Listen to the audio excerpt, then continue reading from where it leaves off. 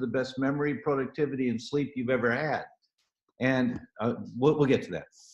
But in the book, I talk about there are 4 pillars that we have to consider with any health problem, including brain trauma. There are 4 pillars you have to look at. Because health, I see health as a pyramid.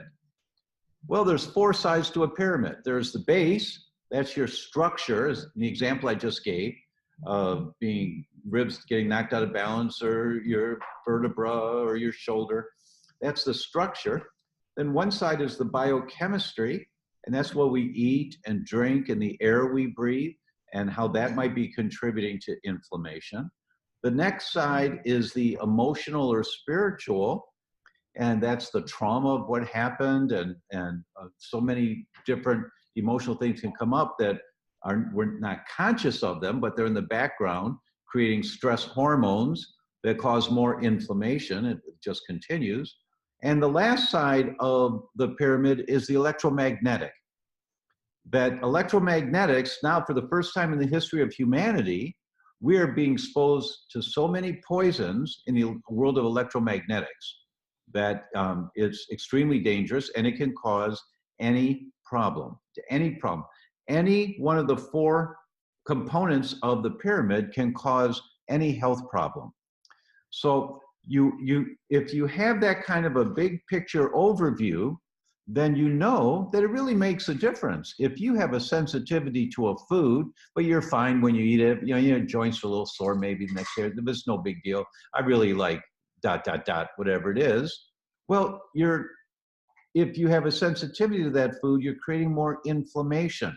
And the inflammation keeps the dysfunctional pattern that's developed in the brain after a trauma. If there is a dysfunctional pattern, inflammation will keep it that way because your neurotransmitters stay knocked out of balance. So this concept of a bigger picture is really, really important, especially for brain trauma people, because their bodies have hit the pothole. Mm-hmm. And then there's stress, the emotional stress that comes up. And then if they're eating foods that they don't really give them, it's not a big deal in their lives, they're fine with it, or they think they're fine. All of those things can cause more inflammation, more symptomatology, and a very, very slow recovery. So the first step is to be thinking from the point of view, where's the inflammation coming from in my body? And just start asking questions. And as you start looking at it, it's overwhelming, everything that you learn as you do a deep dive into more health concepts. It's just overwhelming. That's why it's so important, 1 hour a week, just 1 hour a week, every Tuesday night after dinner, every Sunday morning after church, whenever it is. But every week, I'm going to devote 1 hour to just focusing a little more on inflammation, if that's the topic. And I'm just going to learn a little, really? Plastic containers, food containers, they contain phthalates. Yeah, that's the type of chemicals that mold plastic. And if I put my leftover chicken in a plastic container, the next day the chicken has phthalates in the chicken. Yeah, that's what happens. Or if I wrap my leftover corn on the cob with plastic wrap, the next day there's phthalates in the corn when I'm eating it. Yeah, that's happening. When you start learning all this stuff, it's overwhelming. Mm-hmm. And that you have to. So the only way to be successful that I've seen consistently with our patients is just 1 hour a week. Be patient. It's going to take you 6 months to dial this down. Do it, everything you can that you should be doing now, but every week you're just going to learn a little bit more, and just a little bit more, and just a little bit more. And that's the protocol for success, because it depends on the individual as to what their bodies need. There's no cookbook approach to reducing inflammation in the brain. There's some basic things that help, but it has to be individual. Mm-hmm. And like you just said, it has to be individual, and no 2 brain injuries are the same. No 2 recoveries are the same. I mean, that's what makes it such a a hard and complex disease or injury. Right. But I think, like you're getting at with the autoimmune and inflammation, there are certain underlying things that are pretty common across the majority of people. And, like I said earlier, I didn't know anything about the autoimmune response to a brain injury. I had no idea it existed. Right. And the majority of people don't.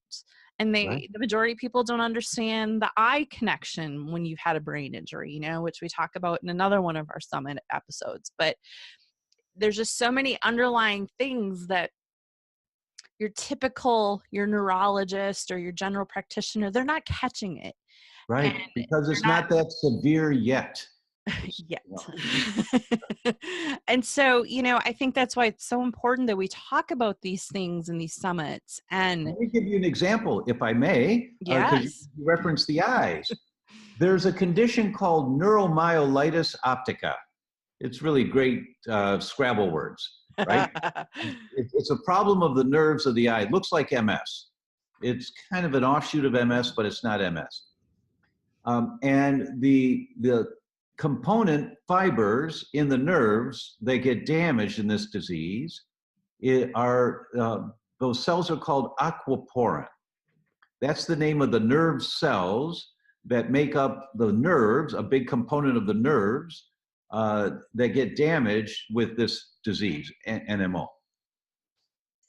If you have a food sensitivity to corn, soy, spinach, or tomato, your body fighting those foods or one of those foods, you make antibodies to fight those foods. The antibodies, because of something called molecular mimicry, sorry, it's another geek term, but it means you kind of look like the tomato that I'm fighting here.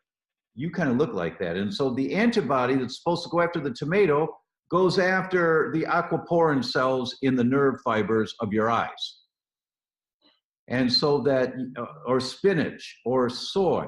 Now, it's cool for, for the geeky kind of thing that in the Far East, 1/3 of all nerve diseases where the coating around the nerve called the myelin is destroyed, 1/3 of them are neuromyelitis optica.